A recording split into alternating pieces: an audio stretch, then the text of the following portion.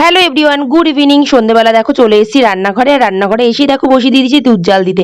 আজকে কিন্তু এই দুধ দিয়ে একটা স্পেশাল মেনু হবে। কি হবে বলো তো? এই যে দুধটা দেখতে পাচ্ছ, এই দুধটা দিয়ে আজকে হবে পায়েস। আর এখান থেকে কিছুটা দুধ আমি জাল দিয়ে দেখো এখানে তুলে রেখে দিয়েছি। আর আজকে আমাদের বাড়িতে রান্না ছিল ভাত, ডিমের ঝোল, আর এটা হলো মিষ্টি আলু আছে না, মিষ্টি আলুর বাটা হয়েছিল, ডাল হয়েছিল, আলু সিদ্ধ, ওগুলো খাওয়া হয়ে গেছে। আর এখানে দেখো আমি একটা প্রেশার কুকার জলে চুবিয়ে রেখে দিয়েছি। এটা এখন আমাকে মাজতে হবে, জানো তো? এই যে প্রেশার কুকার মাজাটা আমার একদম পছন্দ হয় না। এটা আমার কাছে সব থেকে বিরক্তকর একটা কাজ। কিছু তো করার নেই, যেহেতু আয়ুষের খাবার আমি প্রেশার কুকারে করি, তাই দিনে 2 থেকে 3 বার এই প্রেশার কুকারটা আমাকে মাজতে হয়।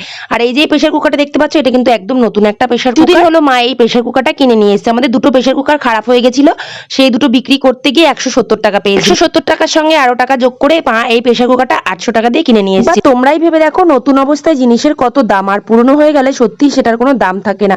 যাই হোক, বাবা কিছু ডিম এনেছিল, ডিমগুলো ফ্রিজে ভরে রাখলাম। আর এখন আমি এখানে কিছু জামা কাপড় নিয়েছি, ভাঁজ করবো। চলো আজকের মতো মিনি ব্লগটা এই পর্যন্ত